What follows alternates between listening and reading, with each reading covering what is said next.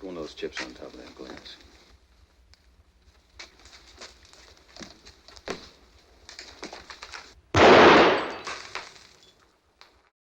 Nuevamente nos encontramos aquí en Cines de Arte de Autores y hoy nos vamos a dedicar al texto Lío en el Valle.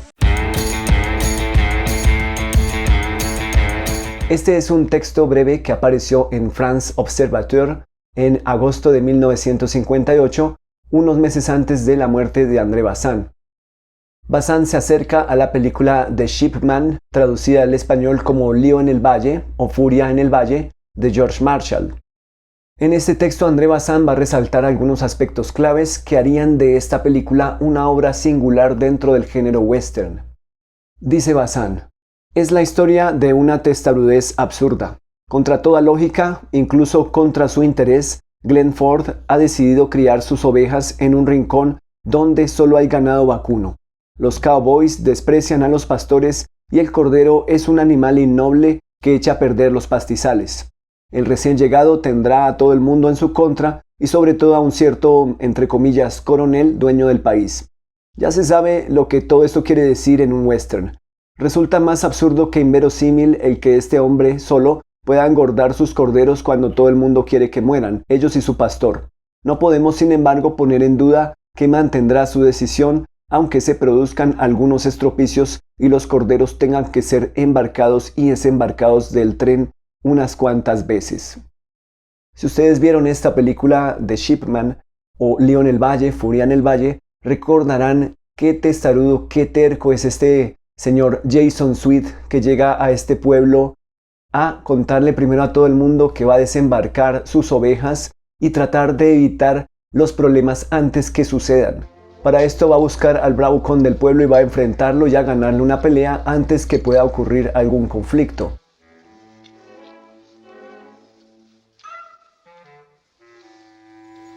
What's all the people for? Oh, they're waiting for the fight to start.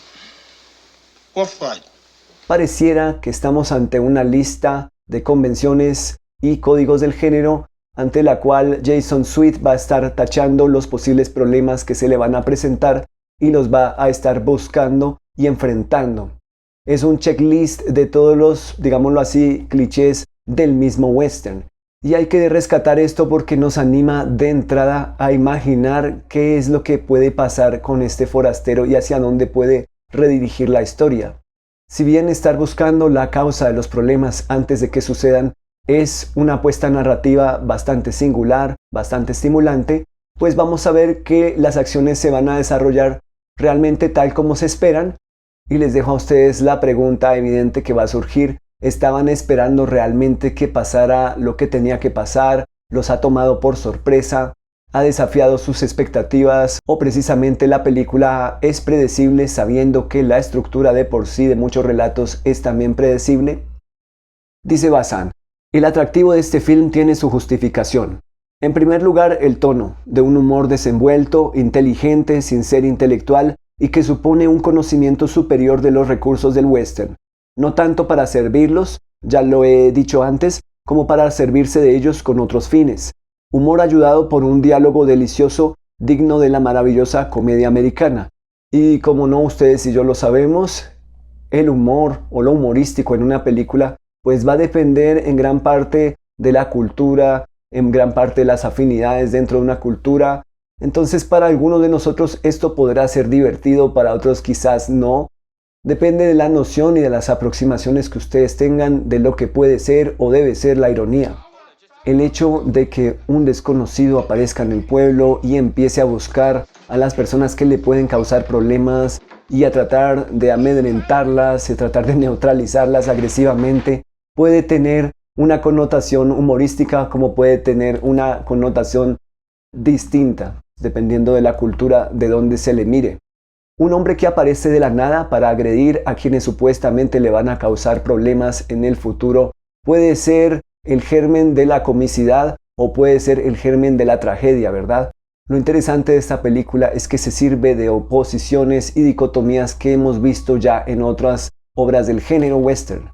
Por ejemplo, que estos tipos de ganado tampoco pueden convivir con quienes plantan cultivos, Y por ejemplo, que la justicia privada no puede convivir obviamente con la justicia, digámoslo así, pública.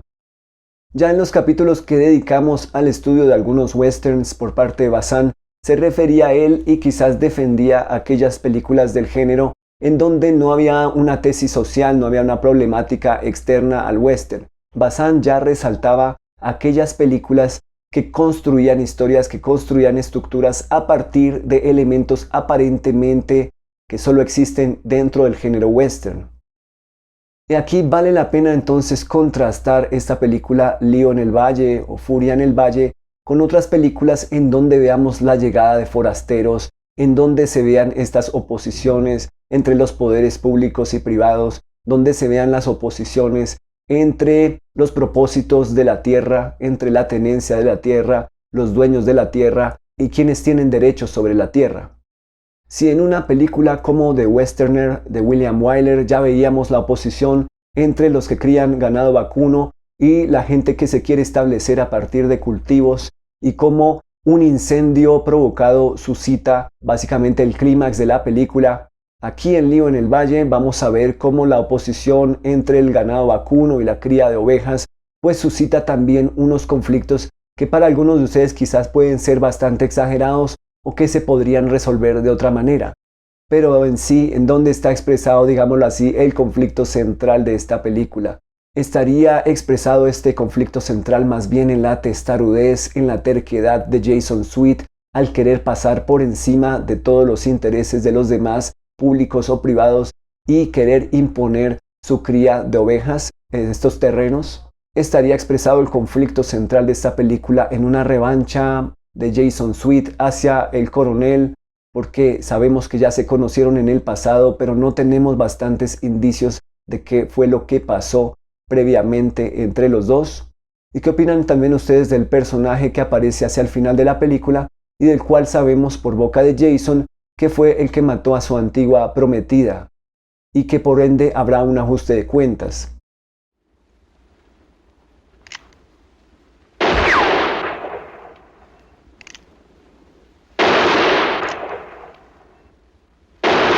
¿Qué tanta información requerirían ustedes para que toda esta historia se sostenga, para que las agresiones tempranas de Jason hacia la gente del pueblo se justifique y no sean simplemente ocurrencias humorísticas? A mis amigos y amigas guionistas les preguntaría qué tipos de vacíos se encuentran o qué conexiones faltantes han podido detectar para que esta historia alcance a justificar las reacciones de los personajes y especialmente aquellas agresiones tempranas de Jason Sweet. Les preguntaría también qué opinan de la construcción de personajes como el coronel, como Choctaw, que fue el asesino de la prometida de Jason Sweet. Recordemos las palabras de Bazán. Dice: el atractivo de este film tiene su justificación. En primer lugar, el tono de un humor desenvuelto, inteligente, sin ser intelectual, y que supone un conocimiento superior de los recursos del western. Bazán utiliza el adjetivo inteligente. Les hago la pregunta, ¿en dónde estaría expresada esa inteligencia descrita por Bazán? Si la inteligencia a la que se refiere Bazán estaría expresada en el tono humorístico que maneja la película, les pregunto a ustedes, ¿de dónde surge ese tono? ¿De dónde surge el humor?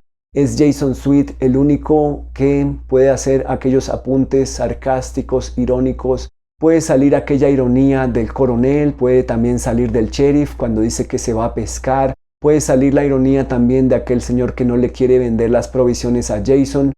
¿Estarían planteadas esas ironías solamente en los diálogos o quizás también en imágenes en donde ustedes esperaban que ya sucediera lo que sucedió? ¿Estarían también planteadas en el azar y en aquello que ustedes nunca anticiparon, pero que igual podía justificarse, podía ser posible o plausible dentro de la historia? ¿Estarían estas ironías relacionadas con alguna especie de justificaciones más allá, de justicias más allá?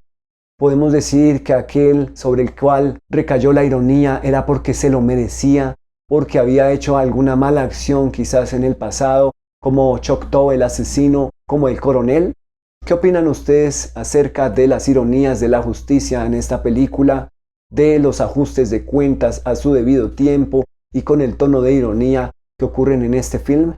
Acerca de las ironías y del humor manejado en esta película y también en otras de George Marshall, Bazán dice: todas estas sorpresas, hay que convenir en ello, solo surgen en el cine americano. Entre nosotros Clouseau es siempre Clouseau y Bartholomew, Bartholomew. Yves Allégret se parece eternamente a sí mismo. Logrado o fallido, un film europeo ambicioso es siempre ambicioso y el comercial comercial. Pero el sistema de Hollywood, con tanta frecuencia opresor y negativo, es también capaz de generar estos milagros. No por error o por fallos en el sistema, sino al contrario, como creo que este es el caso, por algo mucho más difícil, una conjunción tan perfecta entre los engranajes de la mecánica que el robot de pronto se anima y llega a ser más inteligente que los que lo manejan, más inteligente incluso que su mismo inventor. Nuevamente volvemos con el uso de la palabra inteligente o inteligencia. ¿Dónde creen ustedes que estaría expresada en sí la inteligencia en esta película? ¿Estaría totalmente expresada en la figura de Jason Sweet, como un forastero que irrumpe dentro de un sistema, dentro de un status quo y que genera choques, genera conflictos, genera otras formas de mirar? ¿Podría decirse que este tipo de inteligencias estarían expresadas cuando un elemento foráneo, desafiante, se introduce en un orden habitual y cómodo, generando choques y conflictos? Podría decirse, usando esta metáfora de Bazán, que aquel robot al cual se le brinda inteligencia puede subvertir incluso el orden establecido por su mismo inventor. ¿Se refiere Bazán específicamente a los géneros cinematográficos? ¿Se refiere a las industrias cinematográficas? ¿Se podrá referir también a movimientos, tendencias, corrientes y escuelas incluso de pensamiento? Gracias por llegar hasta el final de este video. Por favor, suscríbanse al canal si aún no lo han hecho y nos veremos la próxima semana con otro episodio de ¿Qué es el cine? De André Bazán, edición 1966 en español.